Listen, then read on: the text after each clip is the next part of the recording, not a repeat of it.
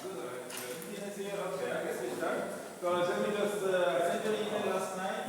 I don't know if you saw it. One is really classic information, and they asked me to bring this outside the garden, which then let's link all the place back to me at the catering area, because otherwise, Valeria, the name, she has paid to try to look for a place all over the garden. So, and then as I told you, I sent you, because I told you we didn't have enough about Saltiro, I sent you a nice link to a video, 10 minutes video about Saltiro, so you get the final summary of the story.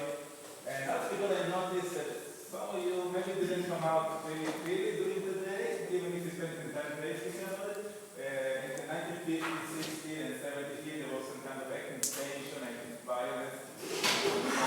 So that's like the video, the 10 minutes video will give you a nice summary of everything you might have missed during the 8 hours of time we spent speaking about something. That's interesting. But now let's move on, because today we kind of change the subject. We go back more, today we're going to speak on the topic of migration, and we go back this morning more on the focus on the concept of securitization of migration. Whereas in the afternoon we will move more back to the governance of migration, but this morning is more dedicated to the intersection between securitization and migration issues.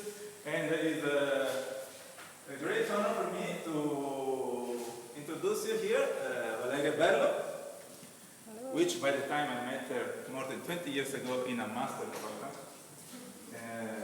in international relations and diplomacy. Someone was asking me about the diplomatic career, but she was intermaster in international relations. I was intermaster in diplomacy studies. So Valeria Bello is a full-time professor in migration security and director of the Master in Advanced Studies in International Affairs at the Bolzano School of Communication and International Relations, Ramón Llull University in Barcelona. She is the author of International Migration and International Security, Why Prejudice is a Global Security Threat, published by Russell in 2017. She has published more than 50 works on the topic of migration, different articles, books, book chapters, and reports. Her latest edited book is the title is The SECUREU of the Securitization, which she published together, which she co-edited with Sarah Lerner, and just came out in 2023.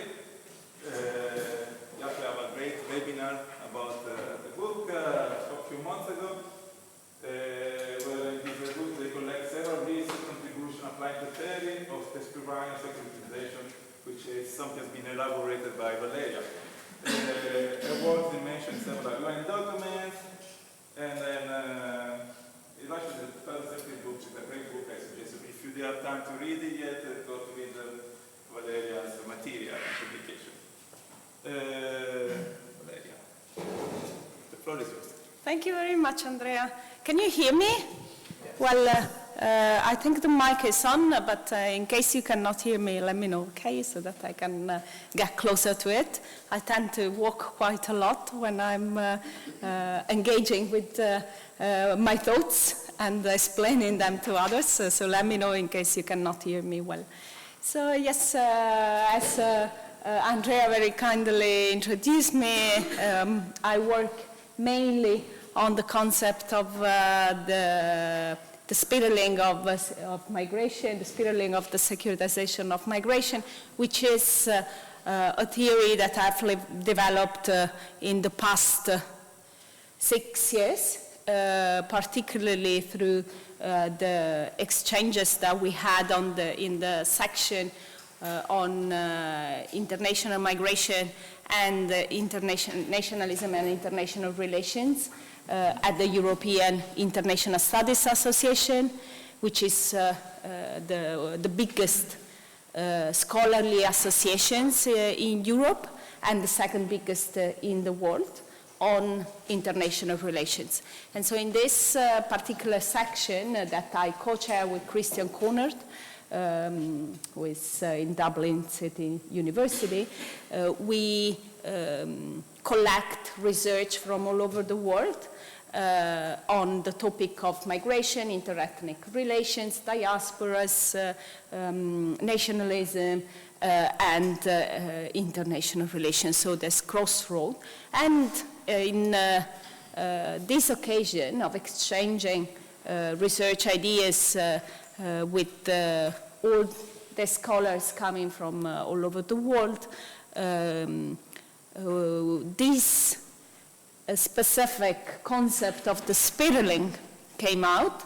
As you know, when you have many different persons presenting, our section normally consists of 50, 60 papers. So what we did is to collect those works which were closer to our ideas, and we edited a special issue that then appeared in 2022 in the Journal of Ethnic and Migration Studies on the spiraling of the securitization of migration. And then this, because it became very popular, let's say, within the journal, because it has received more than 20,000 reads, and therefore Routledge proposed to us to publish it as a book as well, so it has appeared this year as a book. But the book includes one introduction that I've written to, let's say, give a theoretical framework to our ideas based on the concept of the spiraling, and then a series of research work done by different researchers, which I will briefly introduce in my class today. And then at the end, there is specific research that I've developed on the cognitions and narratives in the spiraling of the securitization of migration. So what is the effect of this?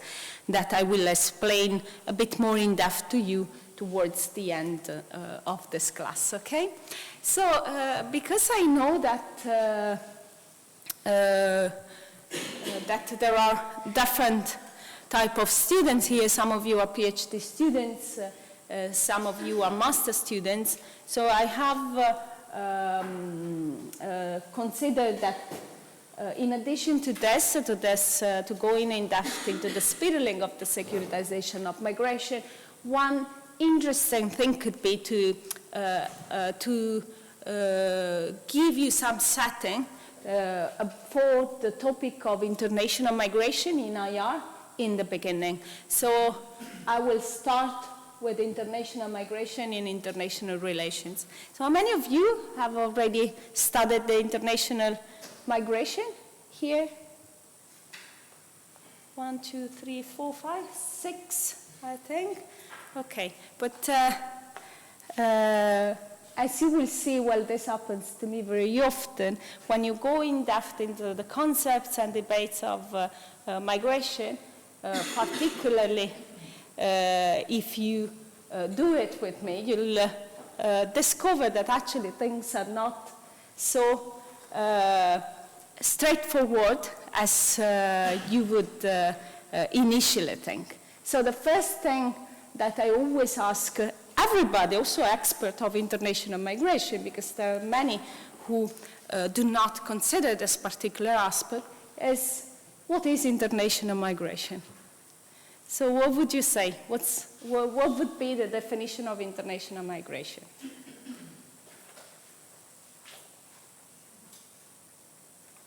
Yeah? I could see that you wanted to give a reply. So.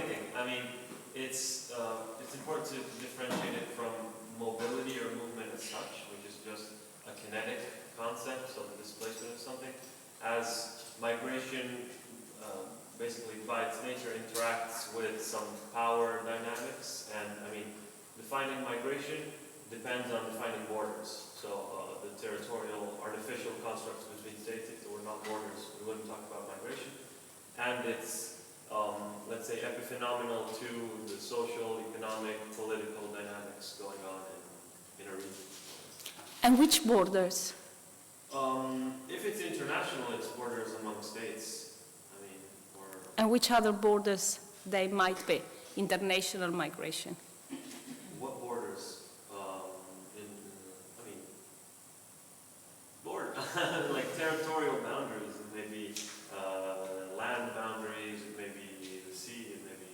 That's very correct. It's very correct. It's not that it is incorrect at all. But I claim that it's not only the physical border or the border between states that come into question when you have a definition of international migration, but there are also other borders that exist that are neither physical or not in the sense that we would believe. Perhaps they're physical in the sense that they're bodily, or there are other type of borders which are entirely abstract, like the categorization of certain persons within the concept of international migration, even if they've never crossed any border, okay? So that's one of the foundation of my research. First, to consider that actually the concept of international migration cannot be given for granted as the crossing of borders. Not, at least, not the crossing of the physical borders that, between states that we have in mind. The concept of international migration depends not only on that crossing, it could be the consequence of that crossing, but it could be the consequence of citizenship law. In some countries, you can be a migrant without having crossed borders in your entire life. So there are persons who are counted among migrants, and the moment in which they do not have a visa, they're also counted among irregular migrants, but they've never moved from the place where they were born. So that case is due to the, what we know as the jus sanguinis citizenship law. So normally citizenship law are based on two principles. There are those citizenships laws which grant citizenship to individuals according to territorial places of birth. So that is called jus soli, citizenship law. And then there are those countries who grant the citizenship according to jus sanguinis. So if you have an ancestor of Italian origin in Argentina, then a person who was born in Argentina can also have the Italian citizenship.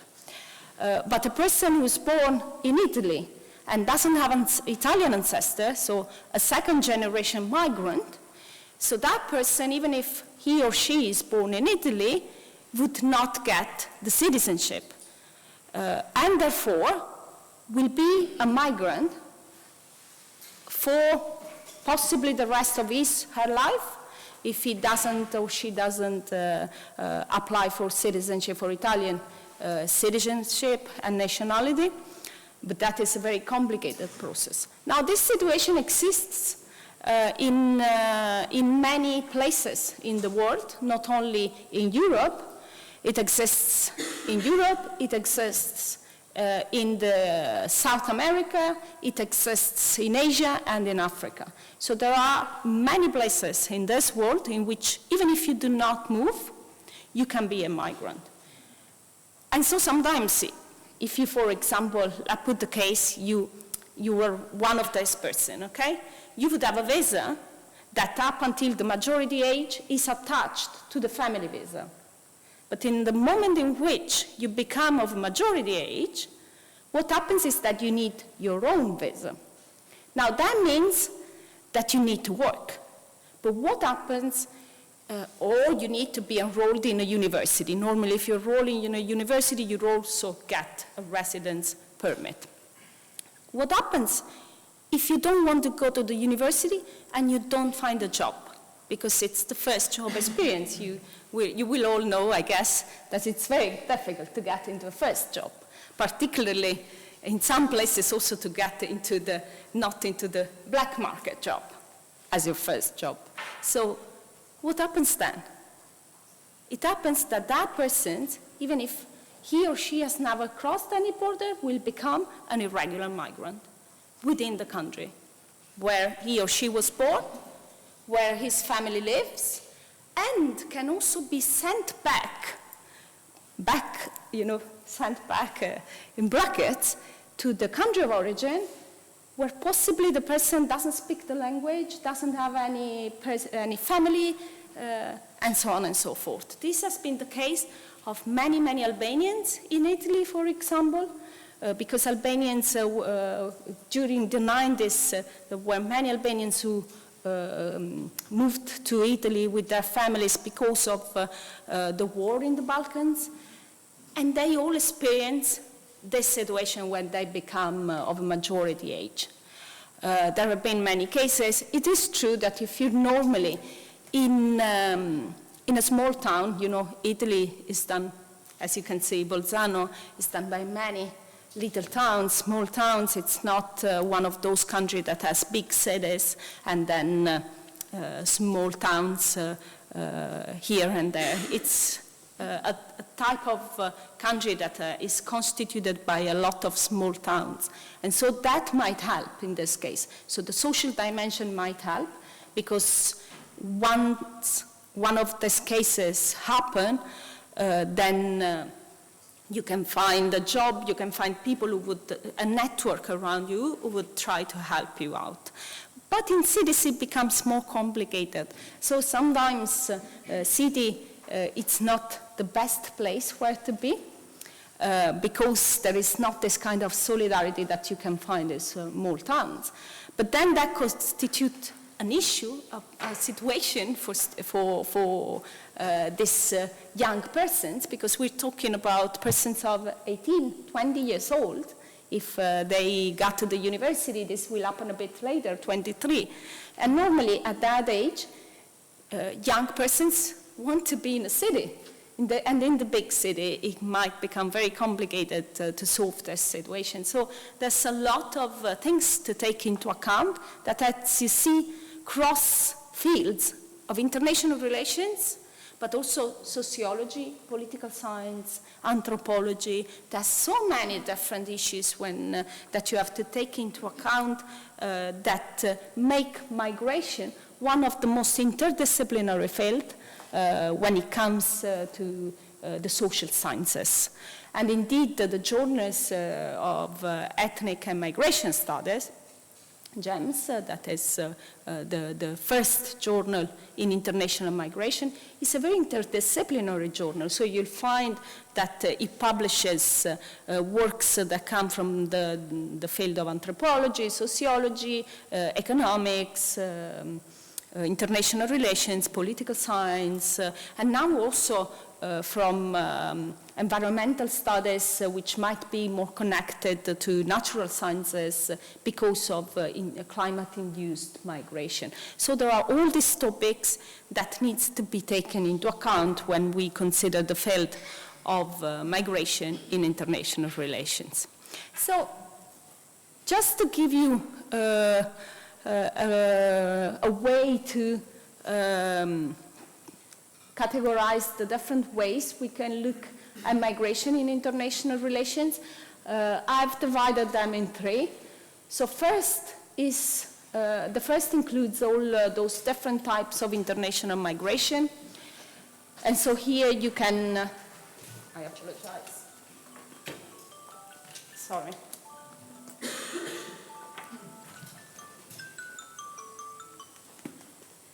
So here you can find all those studies that look at the definition of international migration, migration, identity, and nationality, so the issues that I was discussing before, migration, refugees, diasporas, international displaced person, climate change, migration, environmental migration, so the definition of the different types of migratory movements that you can have. So what your colleague, what's your name? Gianluca. What Gianluca said before is very correct, and it enders. It's not that it doesn't happen. An important part of migration is constituted by the crossing of borders. But migration can also be an issue that is entirely socially constructed by laws, citizenship law, as I was explaining to you before. And there is a third dimension that enters, that I still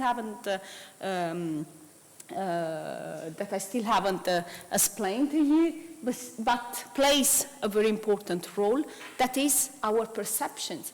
When we look at studies about perception of migrations in countries, we see that the population, the general population, always considers that the number of migrants in the country is much higher than it actually is. Why? Because they perceive as migrants a number of persons who belong to minority communities, but they actually have the citizenship of the country. Because, and this is the opposite case from the one we said before, there might be persons who've never crossed borders, who don't have the citizenship, and therefore they're counted as migrants, but there are also persons who are actually citizens, but because of bodily elements or cultural elements, they are identified as migrants by the population. So there's also this sort of crossing borders that belong to what we consider a migrant as, what we perceive a migrant as. And therefore, migration is not only a real phenomenon of crossing the borders or a phenomenon that is socially constructed by law as such, but it is also a phenomenon that is perceived, and so it's cognitively constructed as a crossing of borders, but in this case, a different type of borders, the borders of what we consider a nation and what that nation actually is. Okay? So we have sometimes ideas about the nation that are not identical to the way the nation is composed. So there are all these elements that we need to take into account. Also, and this I think is something important to clarify, we tend to believe that the nation is something that exists in the world, but actually not everybody agrees on that, on the very concept of nation. So what is a nation? Some people attach it to culture, some people attach it to physical borders, but actually there are scholars, and I invite you to read the beautiful article that was written by Brubaker and colleagues some years ago about the fact that a nation is not an entity in the world, but it is a perspective on the world. So it depends on what is your perspective on the world, then you have a different idea of the nation, or you might not even believe in a nation, and you can have an entirely cosmopolitan view of the world. So there are all these elements that would go in the first part of the picture, so in the different types of international migration. But as you see, this also cross somehow the second type of perspectives on migration, that are migration borders and control. Here, of course, as I was mentioning, migration and national borders, so this overlaps with the definition of migration or migration identity and nationality.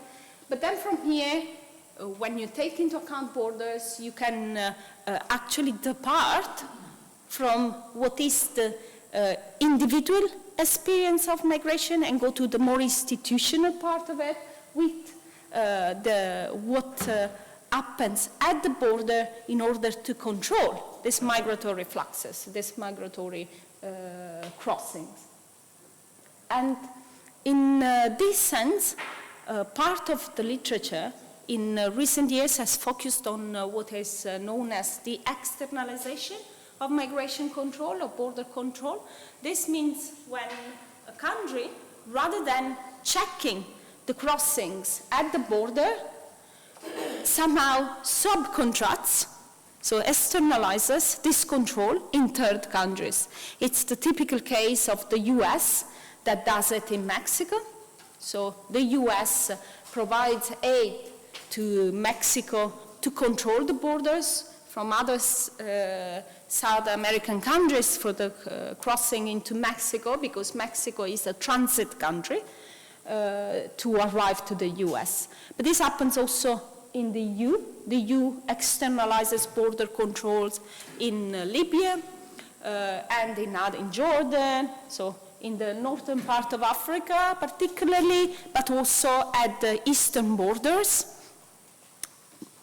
And in that sense, we have seen recently that there are now important issues when it comes to particularly to the eastern part of the European Union's borders, because in 2021 there was an important crisis about another topic that is studied in international relations when it comes to migration, that is the weaponization of migration or instrumentalization of migration. Some scholars do not like the term weaponization of migration because somehow it presents migrants as weapons and therefore dehumanizes them.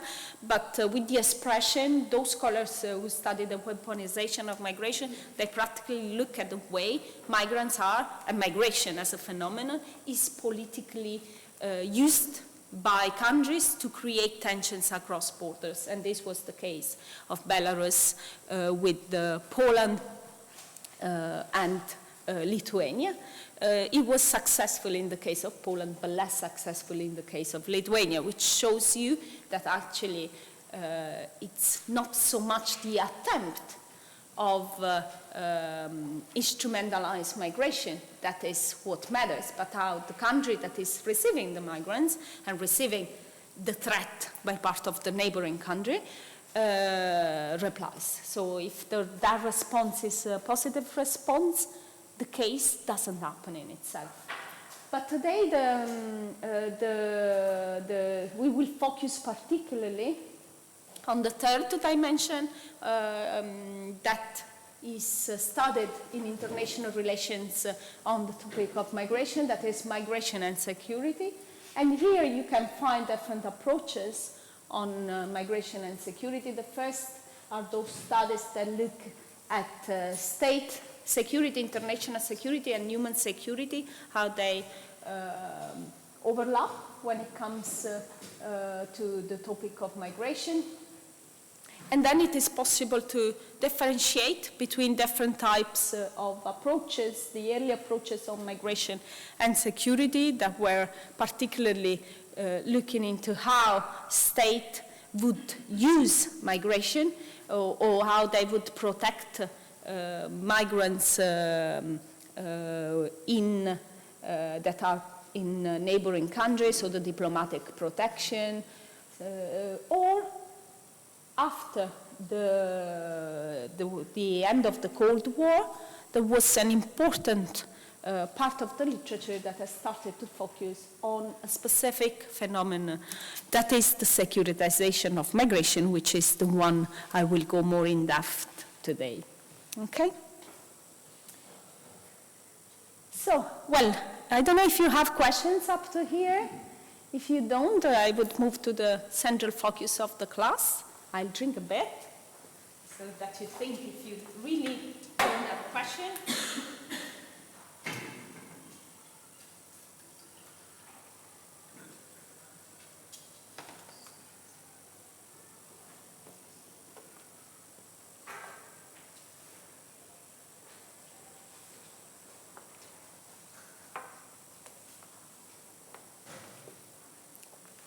Anything, any concept that you would like me to clarify? Or is all, yeah. Maybe if between the three approaches, if there is one that is more emphasis maybe on the agencies or also migrants. Yeah, you mean the three different ways that have the one? In all of this, these are more or less the streams of research. Now it depends on the scholar. The specific insight that the research would take. If it would look more through the migrant's view, so the individual experiences, or if they would look more on the top-down approach, so in a more classical way. This depends on perspective. So these are the areas that you can find. It is true that normally the securitization of migration is in between two approaches in IR, the social constructivist or post-structuralist. So normally you find social constructivists and post-structuralists that study the securitization of migration. And so in these cases, they look at institutional dynamics, discuss languages. But critical theory, which also looks at the securitization of migration, but from a more critical point of view, so critical theory scholars might look at it, more usually they do so, through the personal experiences of migrants across the journeys. So in that sense, in this specific field of studies, you would find these three approaches: social constructivism and post-structuralist approaches, and then critical theory. The same for the others, but there are, for example, some of these stream of research that are more, let's say, navigated by liberal studies or realist studies, particularly when you go to the migration and national borders, or the migration and internally displaced persons. The liberals very much study this, but it's like it's their favorite stream of research, but it doesn't mean that they don't engage with the other debates. So you would find different positions in each of these concepts, each of these streams of research, but definitely some are more studied by the spectrum of research that is more critical: social constructivism, post-structuralism, and critical theory, and others are more studied by realists and liberals. So this is more or less. I don't know if you have, if you all know the differences between realist, liberal, social constructivism, post-structuralism, and critical theory in IR. These are the perspectives. To put it very simply, if you put them on the political spectrum, the realists are the most conservative. The liberals, you can have liberal conservatives or liberal progressives, but they believe in the liberal system as the best system. Instead, the realists would believe on the state as the central actor and central interest, the protection of the state in international relations. And instead, when you move to social constructivism, they look more at the dynamics through which we understand as normal certain ways to do. So they don't take so much of a normative approach, but they take more analytical approach. And then you have a post-structuralist who focuses on how, this comes from Foucault, on how the language shows the dynamics of power.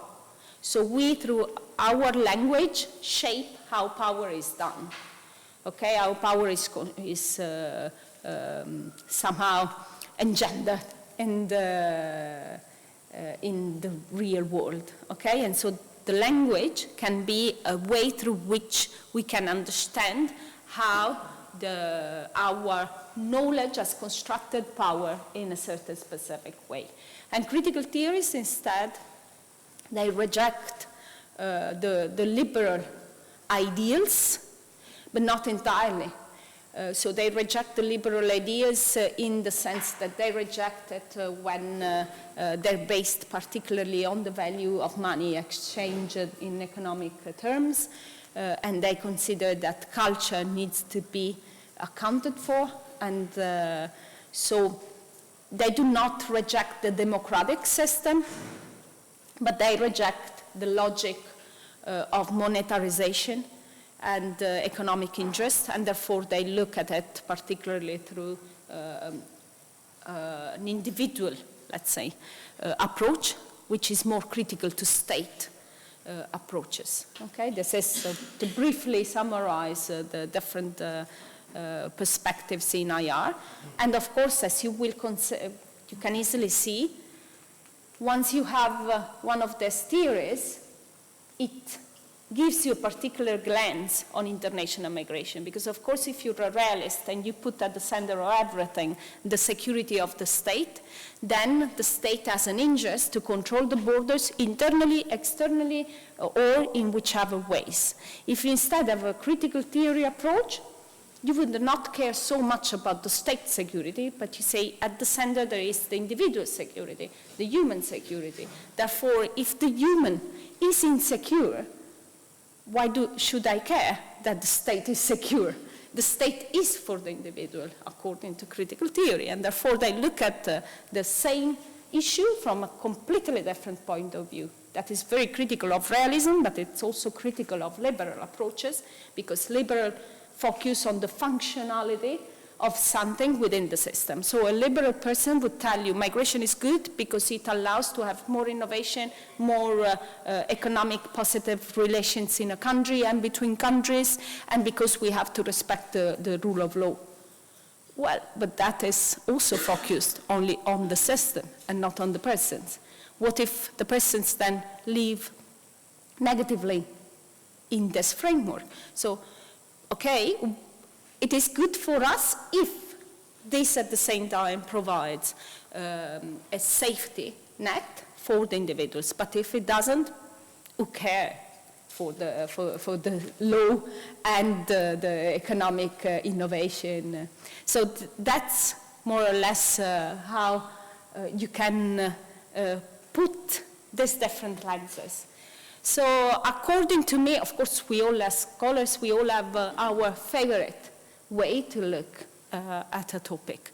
And I think in that sense, I'm very democratic in the sense that I think everyone is entitled to consider the perspective that fits better their own sensitivities. So in that sense, there's no better or worse glance, but needs to fit your sensitivities, but always to a certain limit. That is, that it doesn't harm anybody that is around you. So in the moment in which one perspective, whatever it might be, harms or its frame might harm in the future a specific category of persons or even one single person, then we need to put a limit to what is, can be considered neutrally engaged in the field. That's my specific way to go for it, okay? And that's what I normally say to my bachelor degree students and master students and PhD students. So, let's, if there are no other questions, I would move, yes? Just following on the service you just explained, I think there is also ongoing debates about the use of international or transnational immigration study. Can you explain a little bit about the differences between international and transnational? Yes, definitely.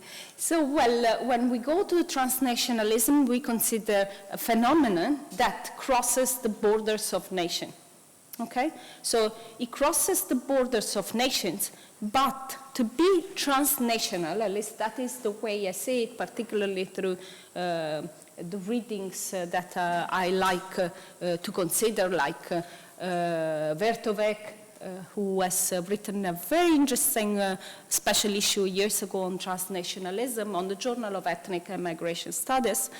When it's transnational, then it needs to affect not only the institutional relations of two states, but also involve the societal level or the cultural level. Instead, when you say international, it's normally entailing relations between states that remain at institutional level. That is the differentiation that I would go for.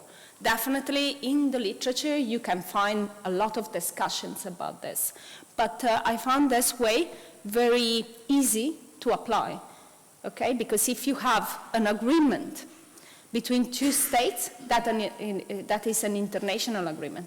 But if you have movement, so for example, an international agreement on migration, that might exist. Between Argentina and Italy, there is an agreement that allows, for example, Argentinian persons to have the double nationality, which Italy doesn't allow for their own citizens. I live in Spain, I'm Italian, but I cannot have the double nationality. But Argentinian person, yes, they can, because that is an international agreement. Now, this can entail transnational issues. For example, how many ties there are between Argentinian persons living in Italy and the country, and how this creates a lot of connections between the two countries, and how instead the situations might be when that double nationality doesn't exist, for example. I'm inventing at the moment, okay? I'm taking possible research questions. But I see in this institutional framework the main difference between the two. But when we go to transnationalism, that has also been considered an overlapping issue with the question of diasporas. Now, there is, because if we would like to talk about this, we would need an entire class, but there is a very beautiful work on diasporas and transnationalism that was published, I think in 2015, if I don't remember wrongly, by Professor Parvati Nair and Dr. Tendai Bloom. I don't remember the title, but it was a book by Palgrave in which I've discussed the differences between transnationalism and diaspora. And what I claim is that while diaspora needs to be the study, so the study of diaspora is the study on the goals and activities of groups and associations of particular minorities that live outside the countries. So it focuses on their strategies and agency. Transnationalism needs to look at the process, so not so much goal and structures of the groups that live outside, but the dynamics that are created transnationally in the process. So transnationalism will look at the process. It is indeed an ism. So each time you have ism, there is a process. Instead, diaspora is looking at an agency, the agency of a group, of an association of individuals. There was another question, I think, on that side. I was trying to understand if it's ad hoc agreement between Argentina and Italy, or also Italy and other Latin American countries. It's ad hoc with Argentina. I don't know if there exists one with Chile. It might be, or with Uruguay. But there's one specific reason for that. Because the 50% of Argentinians have Italian origin. And the same happens in Uruguay, and it might be in Chile. Yes. So, but it's not, for example, they don't have a similar agreement with Spain. Well, in the European Union, there's no need for that. For example, in Ethiopia or other countries like Libya. Yeah. I think that when it comes to previous colonies of the Italian kingdom, at the time it was a kingdom, I think there might be some agreement as well. I'm not entirely sure because it's not a topic that I've specifically studied, but it might have it with Eritrea, with Ethiopia. It might have. I'm not entirely sure, and it's actually a very good question. It could be interesting to notice if there exist differences that they apply, because that would immediately indicate that there is some discriminations that they apply in the moment of establishing, signing this type of agreement. It's a very good research question, actually. Okay, so if you don't have any other questions on this part of the class, I would move to the spiraling, as I've been left with half an hour, I think. Is that Andrea? Yeah, we finish at 10:30. At 10:30, yes. So I have half an hour, more or less, including the question, because we have I'm time. a bit late, so you can take 5 extra minutes. Oh, that's wonderful. Thank you. Not too much, because I already reduced their break yesterday and their lunch. They already look at me. Yeah. Well, he's saying that because he knows me very well. As he said, we know each other from the time we were both master students, and so he knows that I speak a lot. So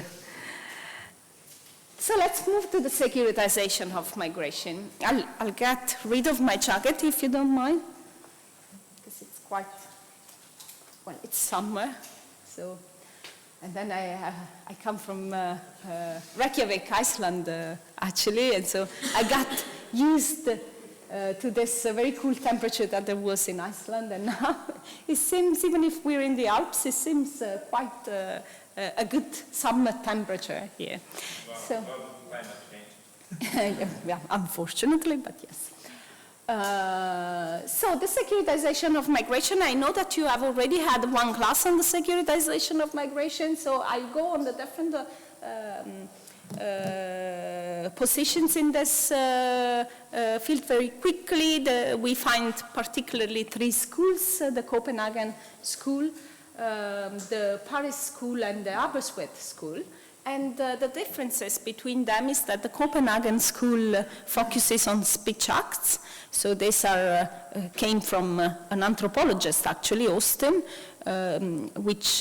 who considered that there are particular part of a speech that change the status of the referent object.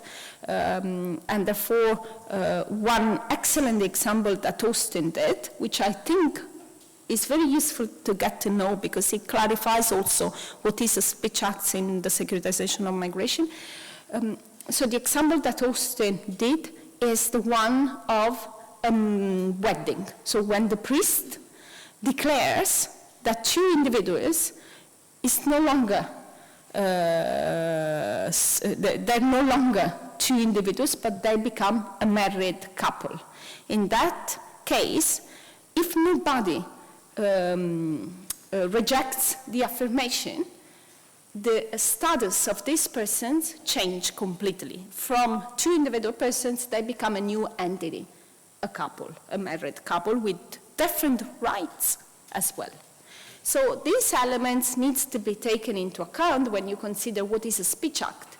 If a speech act doesn't change the status of the referent object, it's no longer a speech act. And I think it's a very important element that needs to be stressed when you look at the securitization of migration from the Copenhagen view, considering speech acts, because not everything in a discourse is a speech act.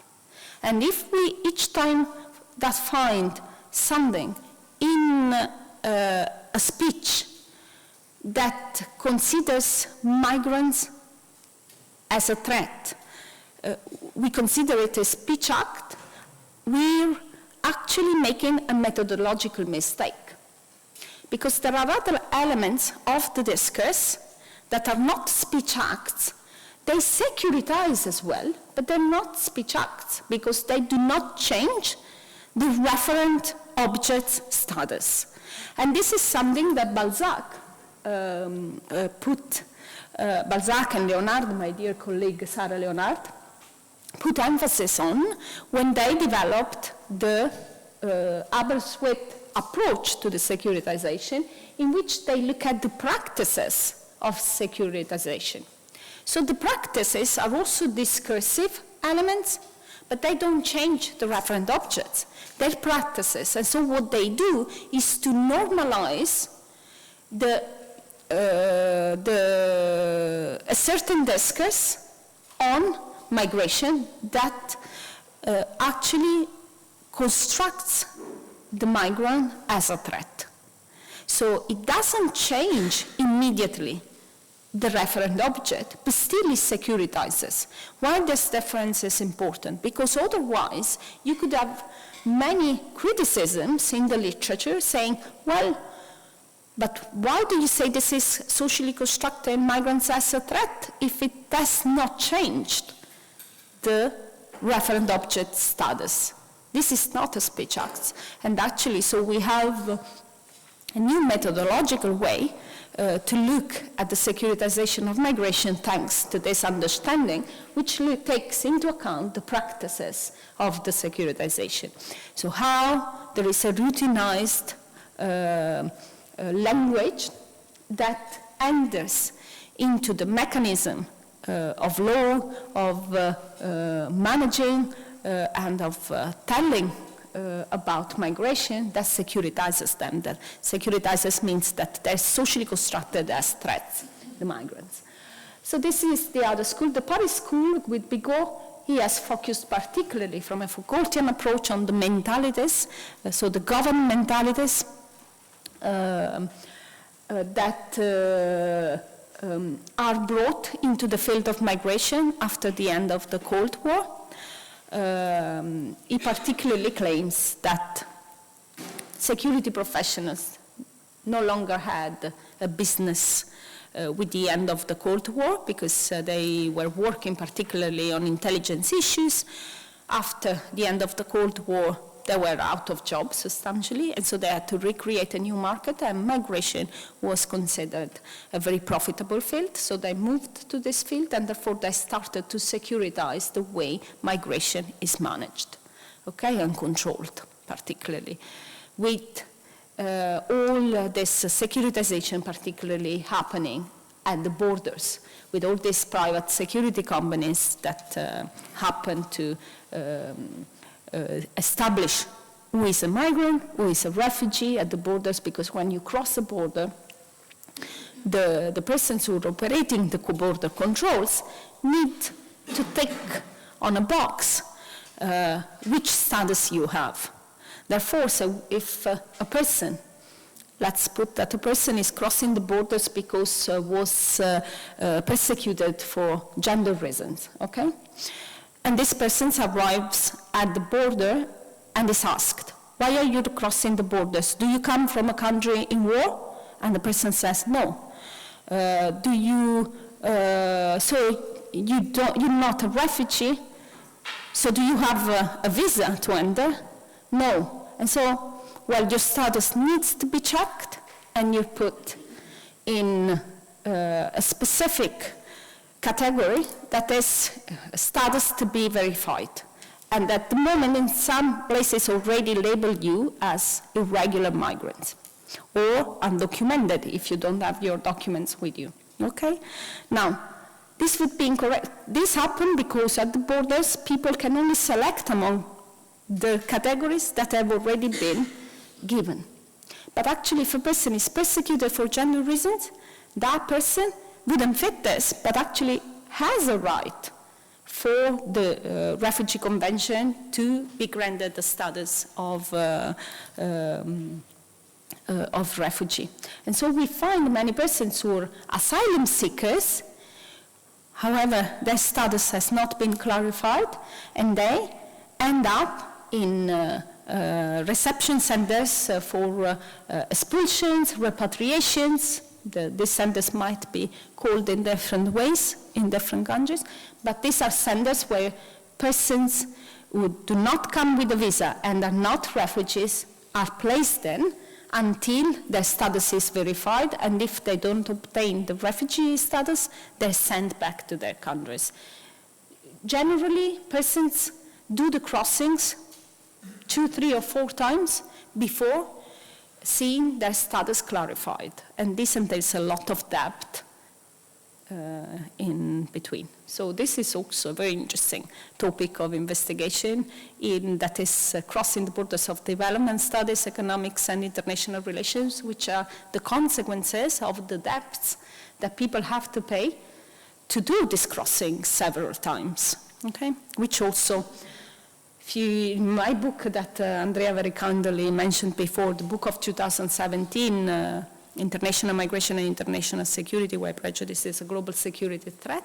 In that book, you'll find that indeed there are several reasons for which this type of system that securitizes migrations at the borders is non-convenient, so it's very negative for both host countries and migrants, and the only who find it beneficial, the only ones who find it beneficial are the smuggling. system, the smugglers or the human traffickers, because we need to differentiate between the two, who operate at the borders, okay? Well, but this is an entirely new topic. In the securitization of migration, I've particularly looked through the process that I explained to you in the past, starting from 2015, when we started the section on international migrations, nationalism, and international relations in the European International Studies Association. We started to investigate this topic, and I particularly became interested in one element of the securitization.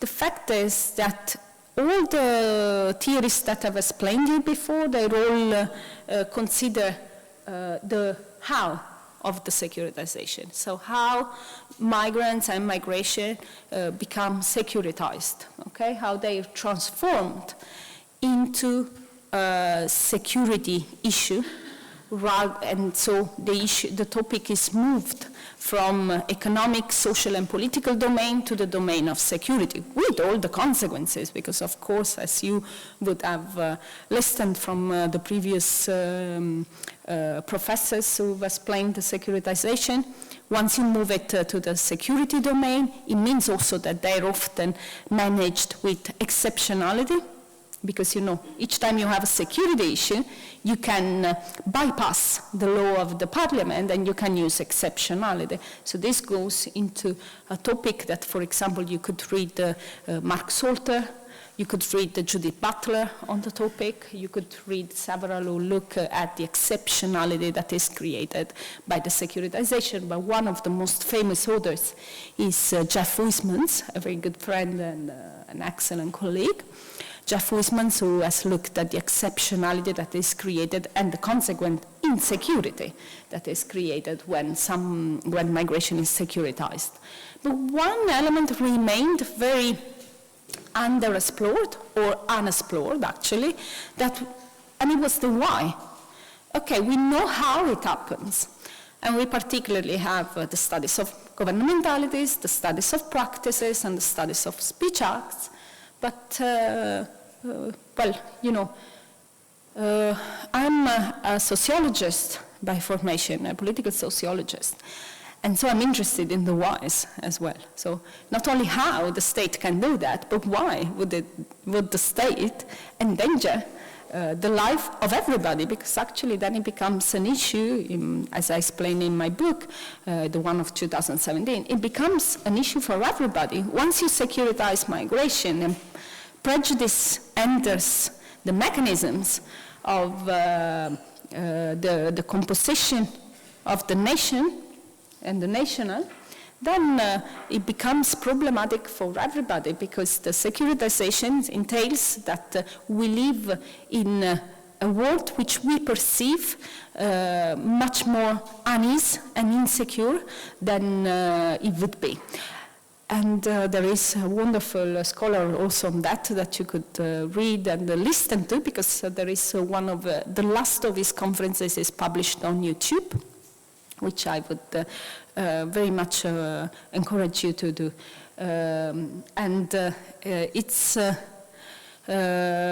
It's a conference that is particularly about the risk, the perception of risks. Ulrich Beck, who left this world a couple of months later, and so that was his last contribution. If you're interested, I can send you the link. But if you put Ulrich Beck on YouTube, you'll find this last conference. It's from the early, I don't remember, I think the early 2000 something, okay? Well, anyway, so I was very interested in the why.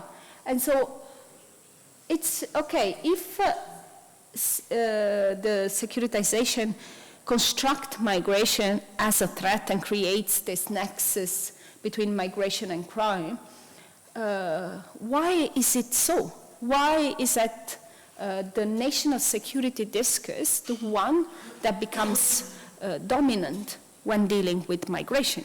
Because actually there's not only national security in international relations. We have three different security concepts. There is international security, which is different from the national one. International security is what the UN looks after substantially, okay? Or other international organizations. NATO is also another one. Well, there's several. And so there's international security, and there is also the human security framework. The human security framework is, the Court of Justices are particularly the institutional place where human security is guaranteed. So why do we apply a national security framework, and why we give for granted that that happens in each circumstance? Because actually we can observe that not everybody securitizes migration. If we give for granted that we need to understand the how, well, we cannot give for granted that it is always what happens.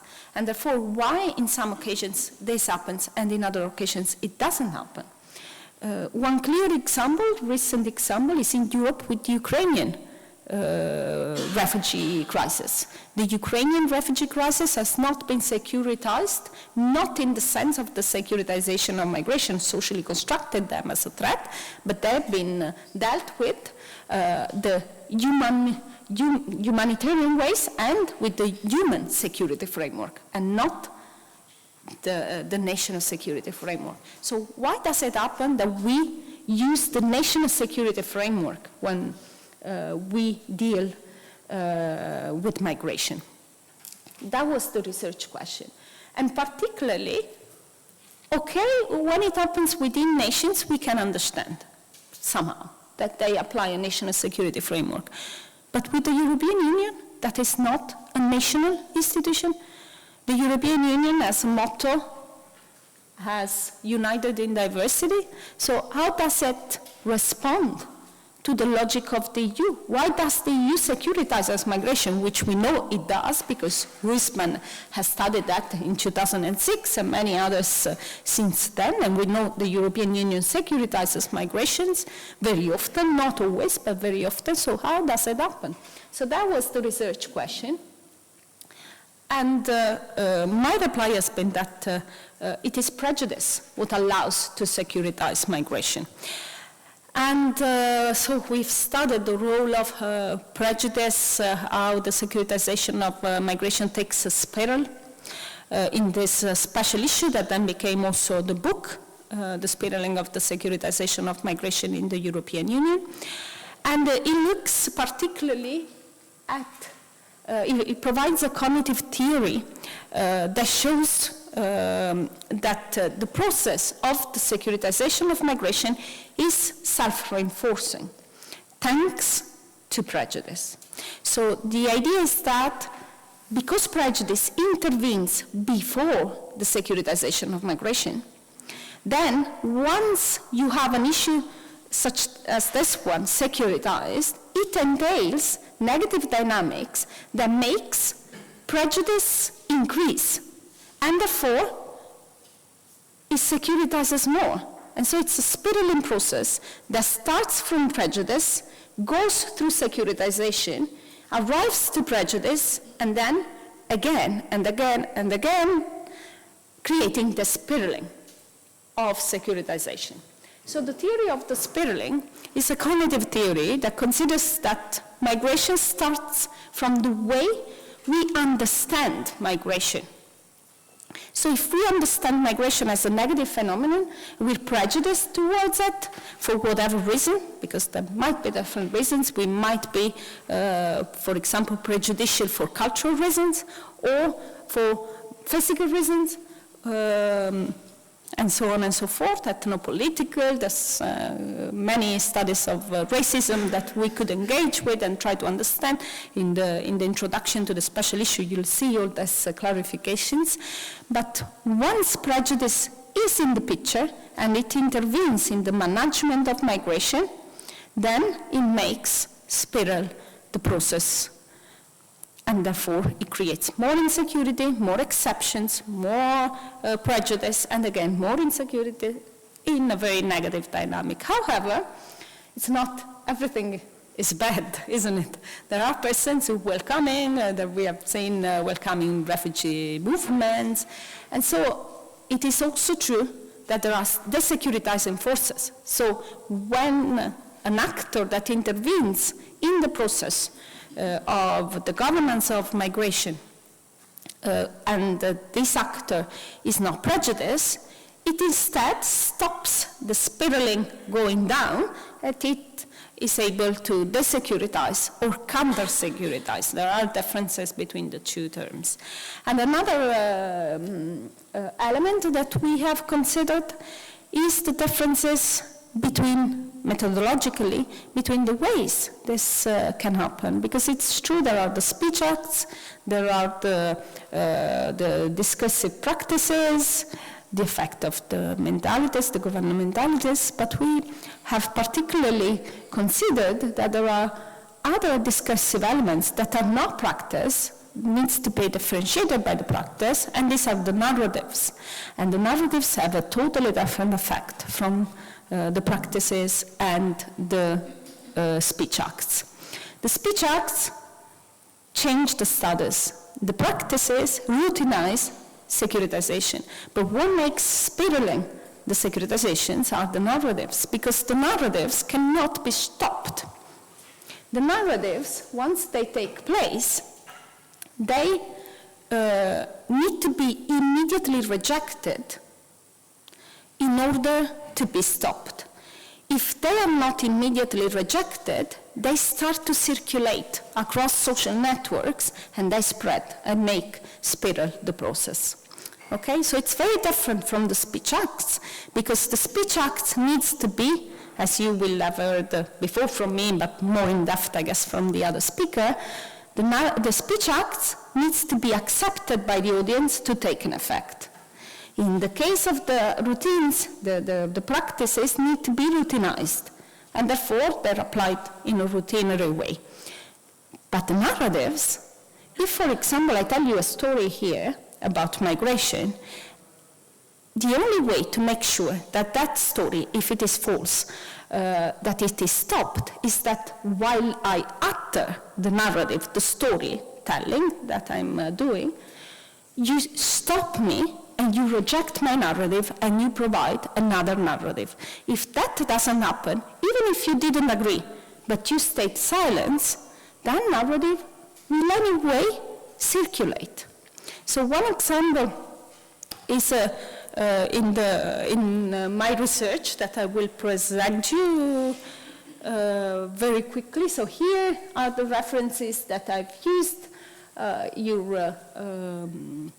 You're welcome to consult these authors in case you haven't found them along the way in your career up to now. So Judith Butler, that studies the bodily elements and the performativity, because exactly for the reason I just explained about the narratives, the narratives, like the body, they engage in a performance, and therefore that performance makes the narrative, like the body, have their own effect in international relations. So the performativity is a specific theory. It comes from Butler that says that the body matters. So the body enters into a performance that affects the way we understand the reality around us and socially constructed. I add to that this performativity, yes, the body has a very important role, but also what we tell, the story that we tell. So the storytelling is also a performative one, because the narrative takes its own life. It's like a drama in theater. You don't need an actor. Once it has been performed and accepted, the narrative, the story, presented, sorry, not accepted, once it has been performed and presented to the audience, then narrative takes its own life. It doesn't need to be told again by the same actor. It can be told by different actors, perhaps actors who have never witnessed that story. You know, so for example, if you encounter a person who tells you that they were very welcoming towards refugees, they were so welcoming that one of these refugees became very acquainted with the family, would go at all gatherings of the family, would become a sort of a second son for the family. And this person, however, after 2 or 3 years, when went to the university, took all of their jewelry and disappeared. Now, this narrative creates certain stereotypes because from one single story that can happen, creates the storytelling of refugees as persons who would somehow use your emotions and your solidarity to somehow cheat and steal from you. And therefore, this narrative, once it's told a first time, it starts to circulate and can be told by everybody who's been present in the audience, and it reproduces itself across social networks. So how do you stop that narrative? If the person has lived that experience, what can you tell the person? Can you say you're a liar? You cannot, because that person is sharing a personal experience and you cannot tell them you're a liar.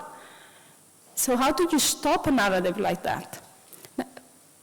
It is very important to stop these narratives, but we're not ready enough to understand the consequences of these narratives because they were not studied, and we do not know how to respond to the narratives because you cannot say to the person, you're a liar. And therefore that person becomes, and that narrative becomes the quintessence of truth. The quintessence of truth, you'll find it in Lyotard, 1979 book, which the philosopher Lyotard wrote for the Canadian government about narratives, meta-narratives. It's about postmodernism, okay? So that's a true problem. If you have the quintessence of truth that tells you that refugees would use you and your solidarity and your emotions, it can spiral into a meta-narrative of migration crime nexus that is very, very powerful. And it is actually what takes place in our countries. How do you stop that narrative? What is your idea? These are all things that I've explained, the claim. How do you think you can stop that narrative? The only way, as I explained to you before, is to reject it. But how do you reject a story that the person has experienced in first person and is sharing across their family networks, social networks? You know, once the person has told that story, then the cousin will tell that story, and then the cousin of the cousin will tell that story, and then the Salvini will tell that story in the end. So how do you stop the narrative? It was true in the very beginning. Please. Yeah, we talked about creating new discourses yesterday, so maybe coming up with like this counter discourse would be helpful. Indeed. Indeed. And I was thinking in general, like that it matters also who performs this narrative.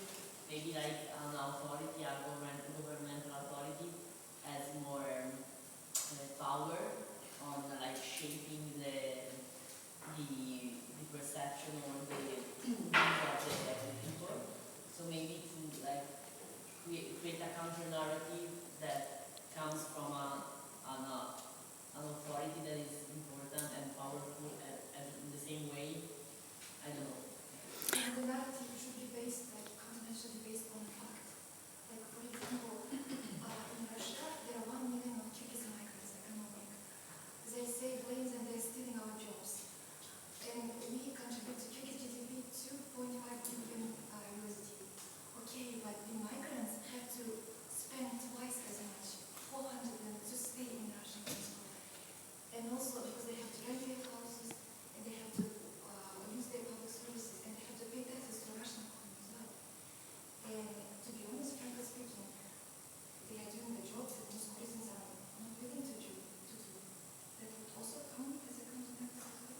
that can count as a counter-narrative. The point is how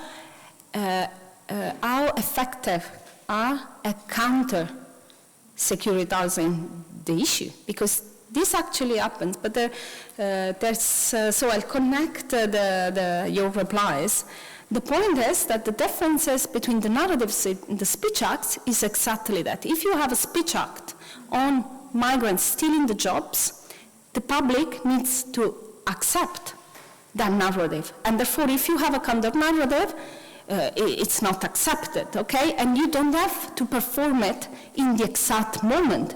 So Salvini can say something, or Meloni, or whoever, I don't know, Trump, but you can have a week later another politician saying something different, so it's a debate, and the status is in tension, the status of the migrants, until we have a dominant explanation for that. But the narratives has a very different effect, because the narrative there's no need that is the authority to start the narrative. The narrative is so powerful and so dangerous because it can be told by everyone.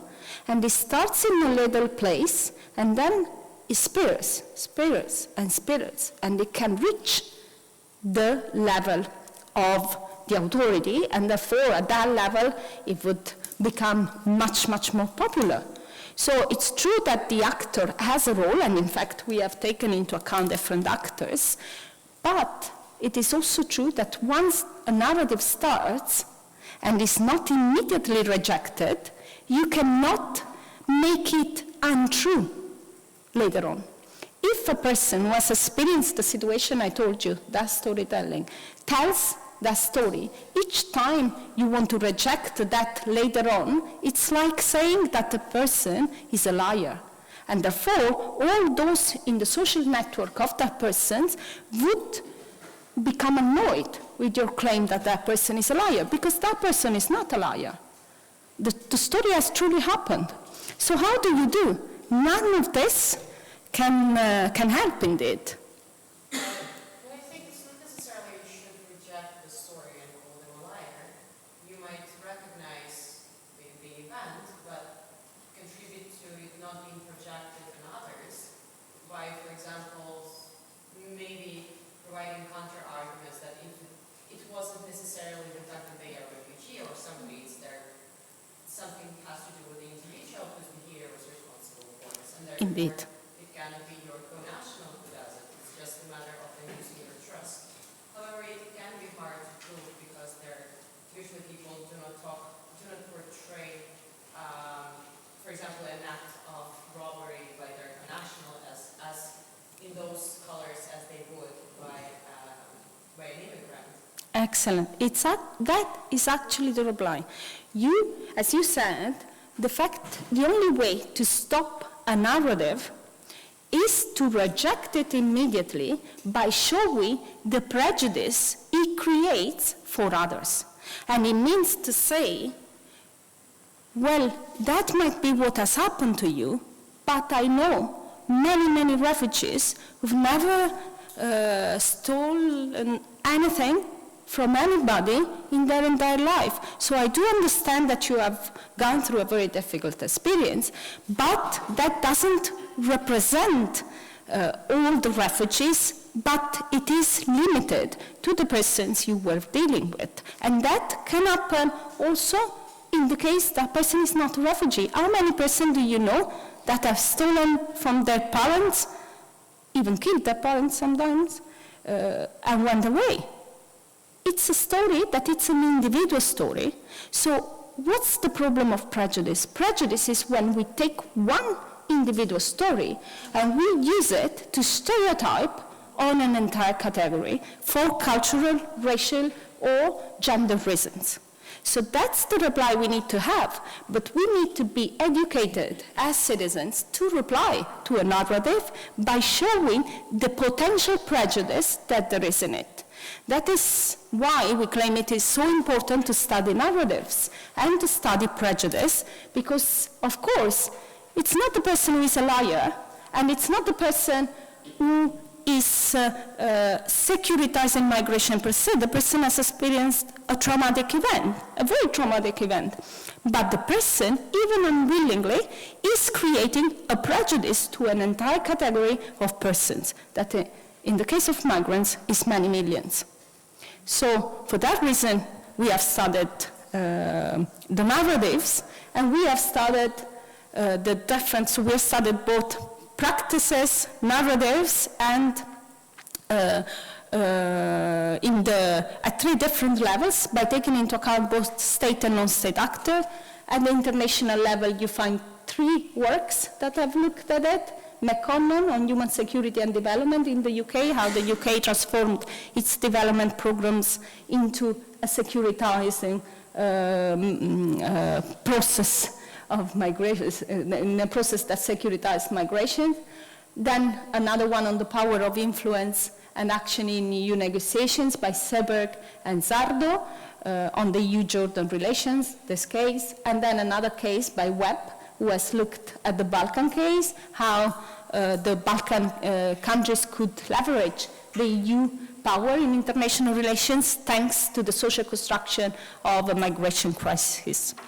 And at regional level, you find these 3 works, Conert and Leonard, who have looked at the role of Frontex in securitizing the EU borders, Panebianco, who has looked at the EU and border control by proxy, so how they use countries to securitize the issue as a proxy of the EU policies, and Olivera Martins and Humbert Gabrielsen, who have looked at the role of technology in border control, so the drones and so on and so forth.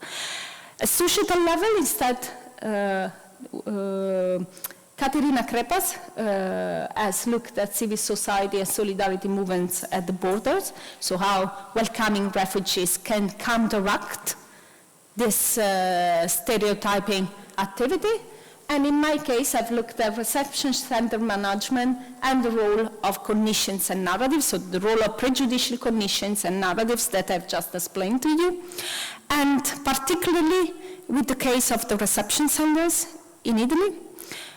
And what I've done very quickly is to consider most similar case studies. So I've taken 2 reception centers that were located in 2 small towns, which were in the same cultural context. So you have the same context, the same structures and legal framework, because these were exactly 2 extraordinary reception centers, and the same demographic and cultural context. The only difference consisted in the conditions that the managers of the reception centers had.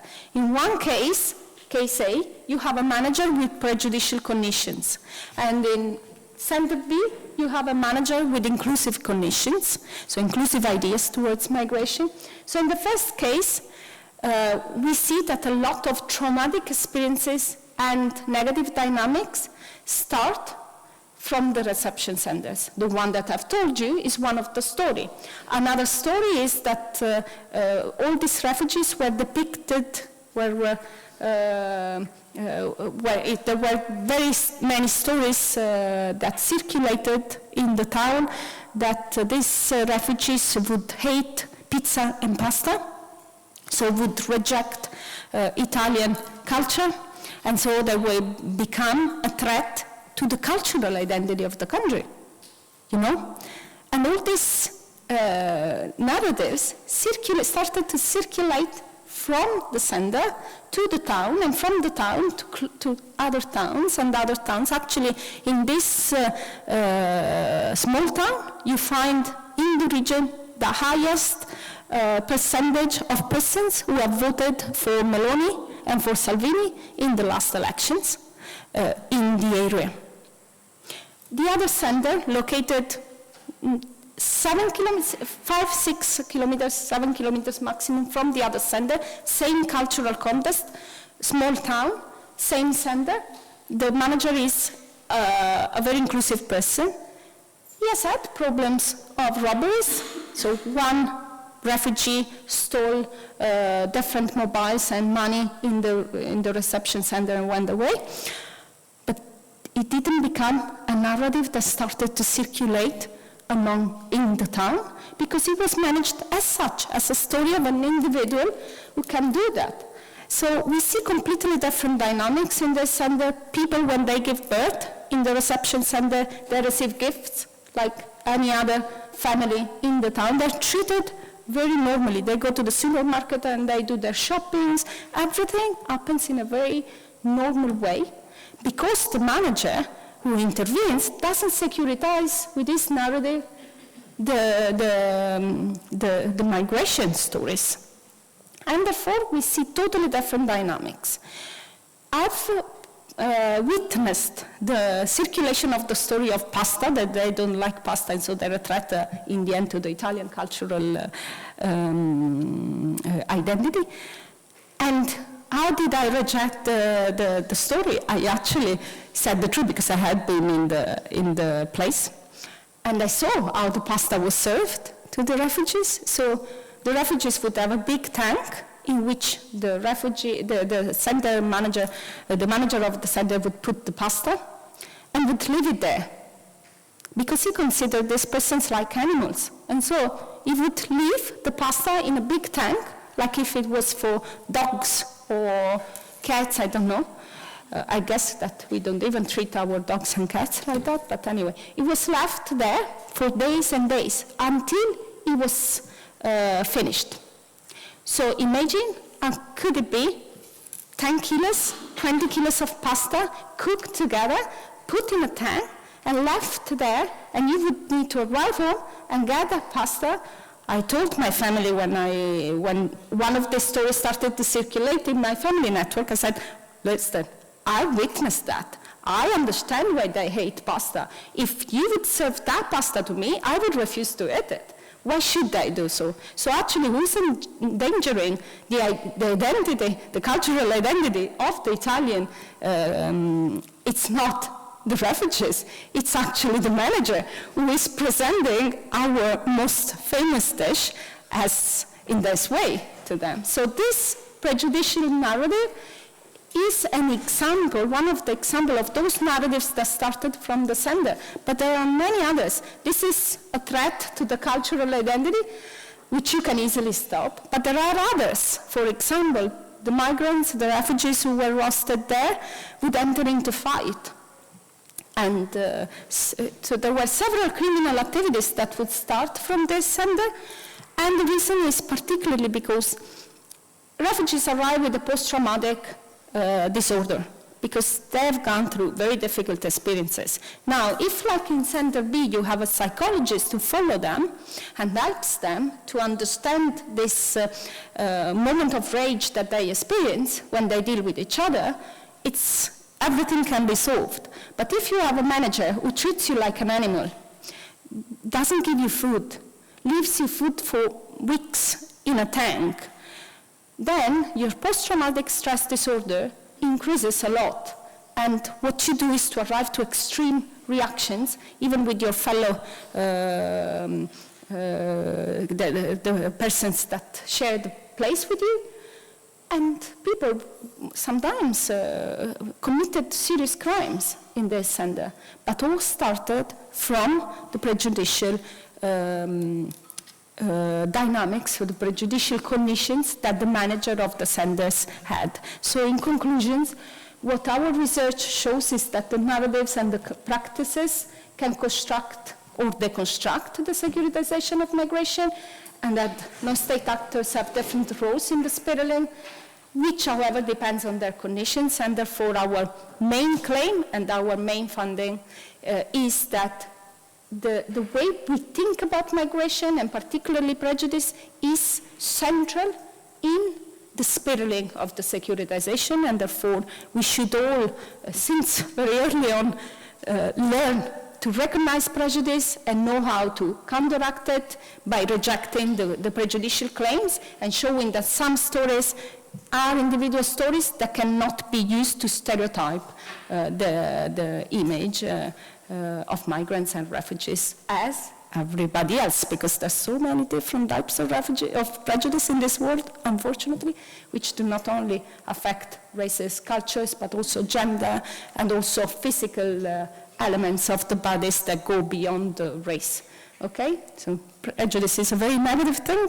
It's actually a global security concern, I think, and one of my main aim is to fight it with my classes. I hope I achieved that and that you enjoyed the class. Thank you so much.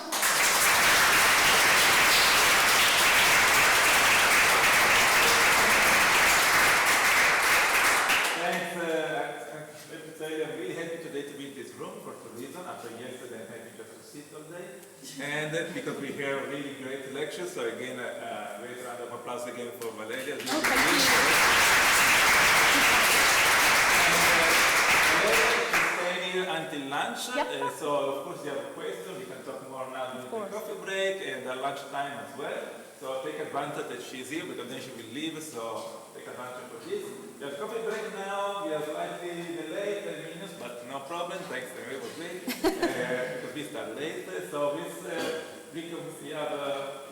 Stuart, he's here next lecture. We will start 5 minutes later. If it's okay. So we'll start again at 11:05. Okay.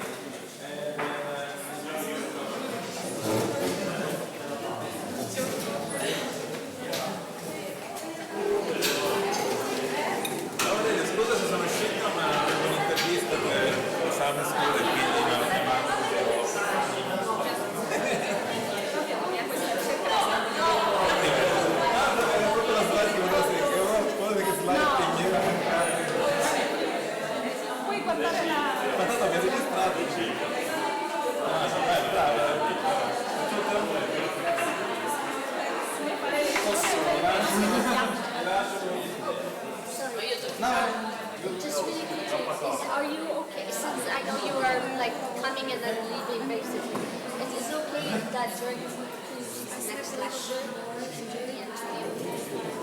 Yes? Okay. And here are the questions, basically what I will ask, it will also have to be the question forms at the same time. Yes. But I will have something that I will need to say. That's okay. But basically, we would love to have you answer these two first questions, and then you can either choose between the two, or you can answer both. However much time you want to use. No, don't say that to me. Normally when you show me this person, then I would spend like 1 hour. I was going to say me too, so